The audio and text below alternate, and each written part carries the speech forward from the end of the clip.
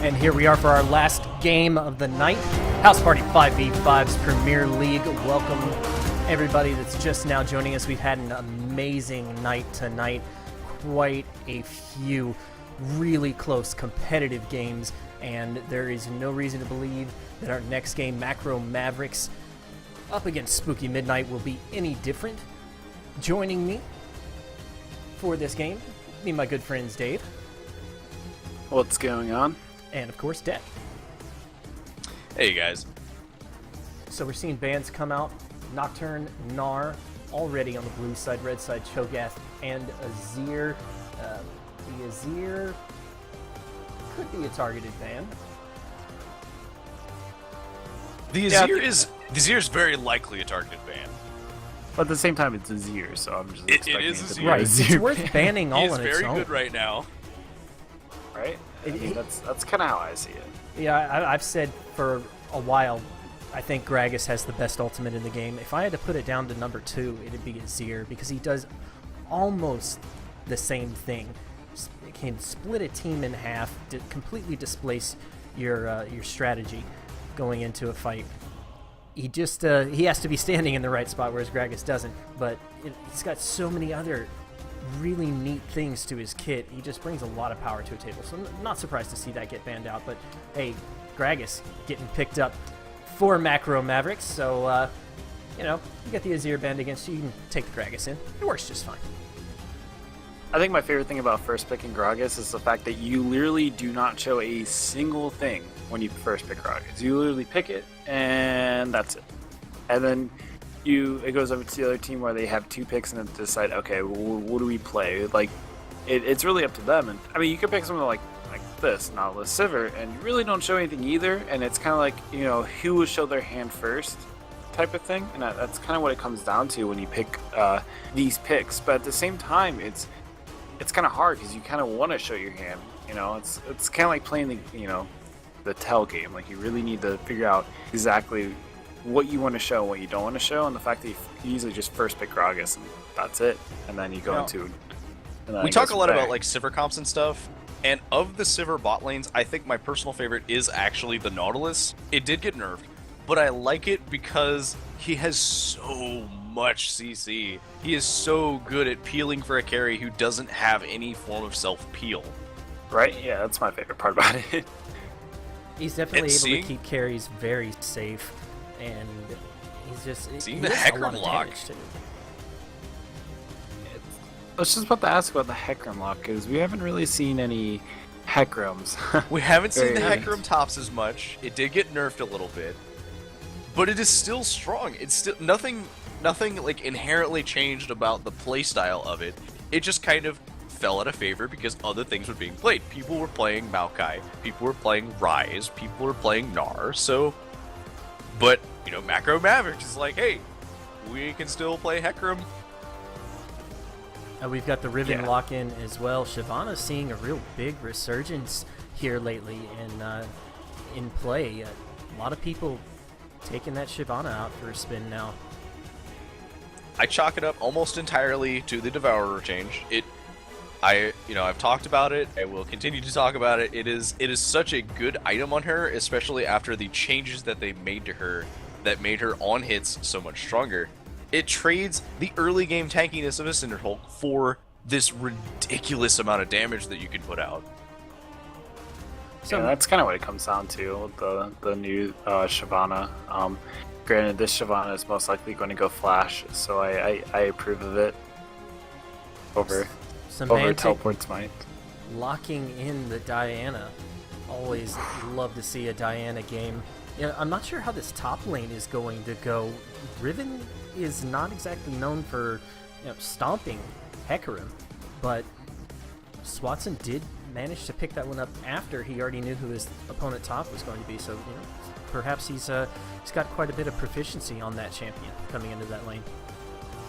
Well, I think it's especially going to be a sort of like a skill matchup really early, because if Riven can get a CS lead, if Riven can get a kill, maybe even 2, then he cannot stay in the lane anymore. Hecarim just will die every time. He'll be forced to use his ult offensively. and it'll just snowball towards spooky midnight. Bleh. That's pretty much what Riven does every game against every opponent. It's a dangerous, very steep snowball slope, and Akuma Shingami is going to have to take that into account. Yeah, nonetheless, I also got note. I mean, that is a flash smite Diana mid. So, I mean, that's already like a big yes in my book. I love the new smite, and especially on like champs like Diana compared to like Ezreal and the other. I guess it's really just Ezreal and Diana, but nonetheless, it's a Diana with smite. So pulling out the Runeglaive, granted it got nerfed, but I still think Diana is probably one of the few champions that's still good on compared to say Ezreal, where it just kind of fell off in the meta and didn't really come down to it. But nonetheless, it's still a good pickup and a lot of damage on Speaking Midnight. Like they have a Riven, a Diana, and like a Shyvana, who's definitely going to be going Devour, so end up doing a lot of damage. And throwing a Nautilus support who's known for having the highest, probably some of the highest damage in the game as a support, and then you have a Sivir just to be the support of the team, which is kind of weird to say, but nonetheless, now it's going to come down to. So, okay, so really excited to suspicions. see how this comp works out. Suspicions confirmed. Swatson 65% win rate with Riven in Diamond 1 solo queue. So, all right, yeah, makes sense. You play what you know. That is always better than picking a counter that you don't know. Riven, not really known for dumpstering Hecarim, but you can't argue with 65% in Diamond 1. That's pretty good stats backing him into this lane. Yep. I'm excited to see how this plays out. It's going to be either really snowbally or zero snowballing at all. If previous games are any indication, we're going to see a lot of back and forth here, but you never can tell. All it comes down to is all it comes down to. We're going to see how that turns out, guys. Cash is going to take a short break as we head into loading screen. We will be back in a flash. Stick with us.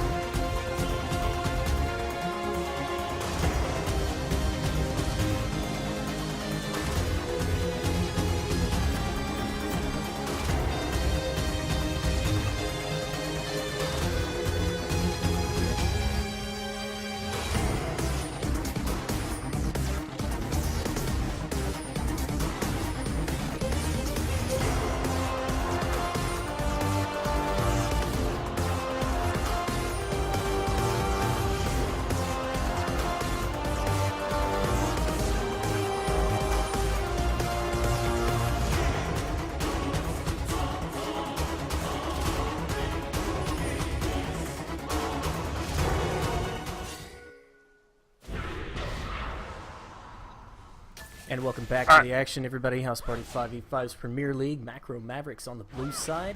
Spooky Midnight on the red side. I'm Miro Sanson, beat Shoutcast in this game with my good friend Dave. What's going on? Feels like season 2 all over again. Me and you back in the caster's chair. I'm telling you. Wow. Whatever you I'm such an absolute... I'm not even gonna do play-by-play, so it's gonna feel so weird for me. It's like I'm telling you, it's like good old days.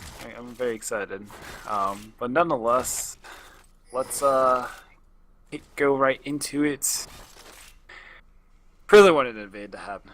You know, with the Shyvana and a Riven, I just expected them just to run right in there and go at it. But Yeah. of course, they decided to back out last second. You know, we can't have a level 1 5-man flay into 5-man stun every game. That was so smart to go Gravity Field. Every time I look back at him, I'm like, man, why did you do that? And then I realized like the reason why. And I was like, oh, if you would have went anything else, I would not. They would have probably lost that trade. But I mean, that's just that. Not a bit slower start here in Macro Mavericks and Spooky Midnight, but you know, slow, Yeah. steady, sometimes the smart move. So we're seeing Semantic go mid with his smite. So it'd be interesting to see what he pulls off with Diana here. Now this all this Devourer stuff is it looks like it's getting a little crazy. A lot of people are picking up on it, and probably going to see a few different changes coming up in the next patch. But until then, everybody's playing. Shockwave getting hit up a little bit of damage, but Chewbacca managing to return quite a bit onto Cafe Nowhere. I also want to bring up the fact that the level 1 jungle from Spooky Midnight was really smart. Zark smited the Gromp and then gave it away to the Nautilus and Sivir. And then that way he can just clear his blue buff, clear his wolves, and then Riven actually took his wraiths and went top lane, TP top lane, and I mean it's the same for what is it? Hecarim took the wolves on the other side too, so I mean it's kind of I guess an even trade though, but still it was just really interesting how like Zark basically gave up almost half of his jungle. Swatson going in hard on Akumi. First blood going over the Spooky Midnight. Wow. Shockwave taking some hits here. He's going to have to back away. Cafe Nowhere, though, getting low on hit points. He's going to have to be careful as well. Yanopa trying to put damage out. Flash Rocket, but the flash heal from Cafe Nowhere keeps him alive. Him and Opa going to stay in the lane, but those summoners are down. I was close. I was like, oh, is he gonna do it? I was unsure if he was gonna flash for that kill, and he kind of made the like right decision to flash, thinking that Unipa wouldn't waste his heal, and he kind of did it late, which was again smart because I mean if he did it right away, Unipa would have just easily just straight up healed right away. It was just really smart of him to wait for it, and it was just kind of bad luck on his end that Unipa had the reaction to be able to heal immediately. So the compared rocket, to the rocket was mid-air when the heal went off. So that was very down to the wire. Yeah, that's why I was like, is he gonna live? I was really questioning. I was like, there's no way he's gonna live. And of course he lived. We got Flash down over on the Macro Yeah. Maverick side in the bottom lane, but Flash and heal down now. That's binding, connecting on the Cafe Nowhere. That's going to be the second kill of the game. Going over to Macro Mavericks, 1-1 so far in this contest. Right, yeah, that was really kind of a poor decision for Cafe to walk up into that area where he did. He kind of, I guess, was going to try and ward, and the chompers were thrown a little early, so I'm like I said, I was questioning why why he walked over there. Bam, random Gragas damage. Opa Oof. getting locked down. The heal comes out. Shockwave not able to get that last auto attack damage down onto Opa. Great binding from Chewbacca. Just going to spend his last bit of mana there before heading back. Shockwave going to decide to do the same. I think that both of those have well earned their gains in lane. Watson going down hard onto Akuma here. Backs out once his cooldowns go on cooldown, but the ult gets popped. The Wind Slash going to cut right through Akuma. That's another kill in his pocket. Akuma just getting outclassed in this top lane. Very difficult lane for him. I was just about to say how difficult this lane is for him when he gave away first blood so early. Because Riven literally is just going to continue doing the combo of Q auto, Q auto, Q auto, stun, auto, and yeah, Hecarim has the capabilities of kind of out trading early, but with the slight misplay at the level, I think it was like level 3, really gave away the lane over to Riven, and he really can't do anything else. You can't. After that, like he's basically stuck farming the jungle or coming underneath his tower, and that's all you really can do. Most champions need 2 to 3 kills to get fed. Riven only needs 1, sometimes 2, but in this case 1 was all it took. 2 is just gravy for Swatson at this point, so he's going to come back to lane. Going to be packing a Phage, actually. So definitely working on his Triforce. Already got 1 piece at 7 minutes in. I'd say you're sitting pretty. He's probably going Black Cleaver. It threw me off. I was like, wait, why is he going Triforce? And then I forgot that Phage goes in the Black Cleaver as well. I'm like, oh, sure. Yeah. Item. The random item that Phage actually builds something else, which still confuses me, but makes sense at the same time, so Semantic hitting level 6 there, actually missed with his E, so did not get the pullback. That ability has over a 20-second cooldown. Actually,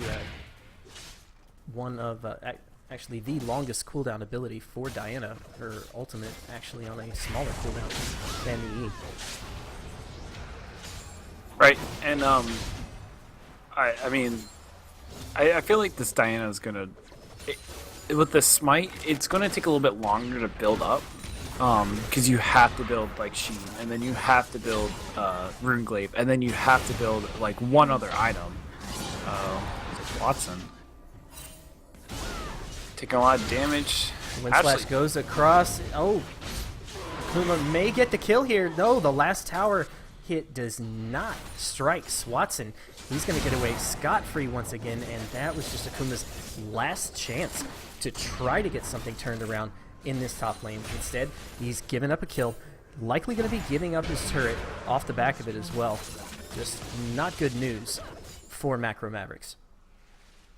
Yeah, it was a very risky trade. I mean, he made the right decision of using his Onslaught Shadows to try like stun him up and slow him down in any way he can, but it just turned into not really. I don't even want to say misplay, because it wasn't really a misplay. It was just a straight outplay and understanding the champion type of difference. And like I said, like Black Cleaver at not even 9 minutes and has a Black Cleaver already. 3-0 up about 20 CS, or up 20 CS exactly. And very scary. That is not a champion I would want to touch. And the only upside to Macro Mavericks is the fact that Hecarim is just not worth any gold, so it's almost not even worth it. The traps do go down. Shockwave pops the heal here. Kurt coming in for the gank. Misses with his E. Misses with the final spark as well. The Jinx ultimate also missing. The exhaust can't miss with that. Goes down on the Cafe. The Biney's going to lock him up. The shield barely keeping him alive, but Boss going to be able to pick that one up. Semantic is here with the response. Does land the E that time. Passive going to take the kill for him. Chewbacca in trouble with Swatson down here. Not really going to have any room to go anywhere off the back of that. So unfortunately, more kills just going over to Spooky Midnight. Macro Mavericks having a tough time of it. They do come away with 1 out of that exchange, but again, another one going down onto Swatson. He pops the ultimate Wind Slash, grabs the kill. They might even go in onto Akuma here. No, sorry, not quite tanky enough to handle that tower yet. He Swatson Semantic going to take out this mid turret though, and this game is just snowballing heavily in their direction. Boss getting caught up here, not sure what he was doing in that position. Gets a little bit of damage down onto Zard, but not quite enough to put any gold in his team's pocket. Just continue diving over and over again, and when you're playing champions like Riven and Shyvana and Diana, and you throw in a Sivir Nautilus, and you're like, all right, well, we're just gonna dive you 24/7 whenever we get a chance, and we're gonna do a lot of damage while we do it. And somehow get out because we have it set basically make it so we can just leave the fight at any time, and I mean that's just basically how the entire fight. That's going to be the entire mid game. It's just dive after dive after dive after dive, and the only way they're gonna lose those fights is if they just completely misplay and don't dive correctly, stay in their tower, or chase too long, and that's really how it's going to come down to. And I mean, when you're up this far so far, they're up like 5k gold or around 5k gold. They need to be super careful coming into the sooner or later, because there's a lot of shutdown gold to give over. There's a lot of shutdown. There's a lot of greed that has a possibility of happening. Like they can just straight up be super greedy, dive 3 towers and then just die, and then give away that shutdown gold, do it 3 or 4 times, and they're out of nowhere just losing the game. It's easy to have that hubris when you're so far ahead. When it's 12 minutes into the game and you've got nearly a 5,000 gold lead, it's easy to feel invincible, and that's where Macro Mavericks could get you. But I haven't quite seen that recklessness come out. Zark looked like he wanted to tower dive. He got called off by his teammates earlier. Boss getting chased down in this jungle here. Great chompers thrown out by Shockwave, going to keep his junglers safe. But this goon squad of Spooky Midnight just mobbing around the jungle. They've got complete control of it. And take a look, Riven split pushing in the top lane while Spooky Midnight take out this dragon. Looks like Macro Mavericks going to try to contest from over the wall, but they cannot step beyond this. Well, they are stepping beyond the wall. The dragon gets taken out. A beautiful steal from Boss. They are cutting through the rest of Spooky Midnight left alive, but don't quite have enough support. The rest of them looked like Boss went back over the dragon wall, picked up a kill on the backside, but the problem with that is meanwhile Swatson up in the top lane, split pushing like a beast, and has nearly got this tower cut to pieces. Yeah, I mean, Swatson realized, all right, well, we're going to get dragon, so I'm just going to split push. They lost dragon. He's like, well, they lost dragon. I'm going to split push. And he split push. And he takes control of the entire top side of the map. Like, I don't think there's a reason why anyone on Macro Mavericks is going to go to the top side. It's not a place you want to go. And it really... Yeah, you see... Swatson getting caught out here, though. He might end up giving some of this shutdown gold over. Gonna be going to none other than Akuma. That was a kill and some gold that he really wanted. Yeah, he was a little bit too low. I mean, like, I'm not lying. He has the control of the top side of the map, but that's only when he's at like 100% HP or and he's not 75. getting, triple jump, and not 1v3. I mean, he can maybe 1v2 if he catches someone out quickly, but I mean, against a Gragas and Hecarim and Gragas are going to just throw you around over and over again, and you're probably not going to win that. But still, I mean, if you're going to show your dominance, you need to be careful. It's worth talking about that. The last time we had the Fed Riven discussion, they were down about 4,500 gold. They're down 5,500 now. So things just not really turning around in Macro Mavericks' favor. Great lockup. The final spark going to cut through Semantic here. The Gragas going to be able to take that one out. Great move from the boss. Shutdown gold going over to Macro Mavericks. They continue to try to push this out. They are gaining themselves a decent foothold here. At least that's the way it looks on the scoreboard as far as the kills go. But still plenty of threat once Semantic gets back in lane. He's not choosing to bring that power to the mid lane, though. Figures his team can handle it. He's split pushing bottom.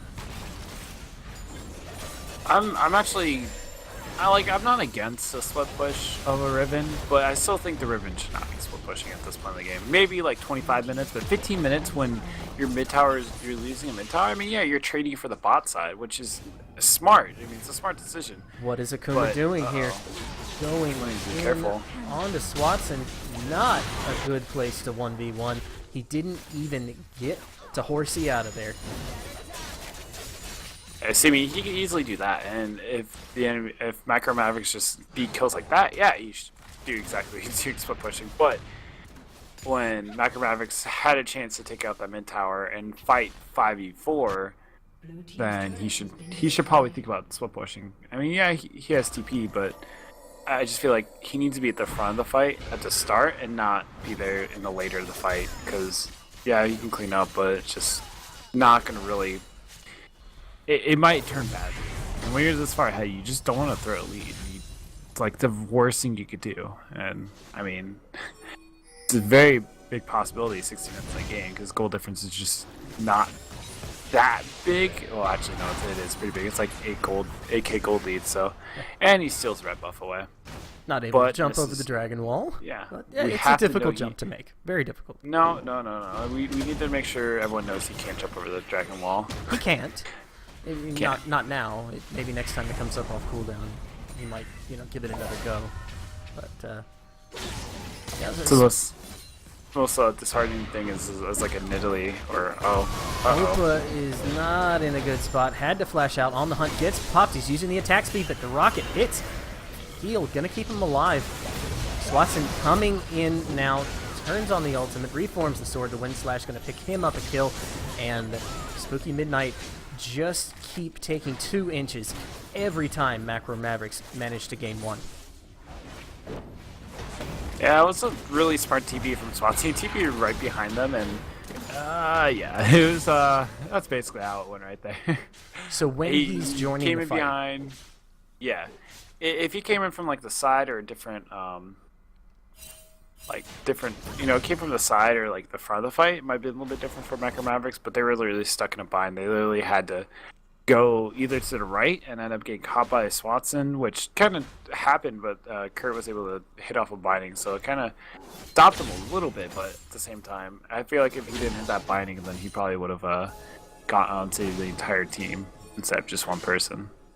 So every single step that Macro Mavericks make right now needs to be framed around where is Swatson at? What is he doing? And what should we hold in order to deal with him when eventually we have to? So obviously exhaust. Chewbacca didn't need to be blowing exhaust on anybody but the Riven, and maybe even then that might not be enough to stop Swatson. Dragon Pit getting cleared out. Spooky Midnight in possession of 1 dragon. Could have been 2. Boss in the neighborhood trying to get vision down himself, but gets spotted out.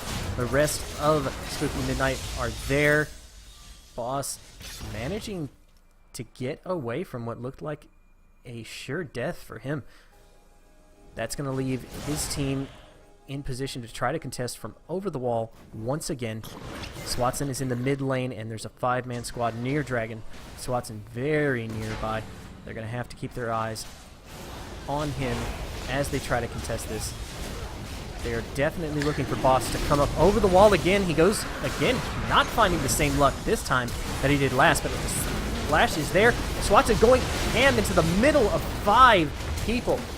Gets dealt quite a bit of damage, but the kill does end up going over to his team. Akuma duking it out with Swatson here. Chewbacca's on cooldown, doesn't have anything to contribute. A great jump over the wall by Swatson, and that just sealed the deal for Spooky Midnight. That fight just looked like you wanted it to work for Macro Mavericks. You had this semblance of hope that it was going to work, and it just didn't work out. Really great movement from Spooky Midnight, and great use of Swatson getting in there in 1v5 while the rest of his team caught up. Yeah, it was just so random. He just like walked in. He was like, "All right, well, my whole team's fighting the dragon, your front line or your Gragas. I'm just gonna dive in the back line, and guys can't really do anything about it. So that's that."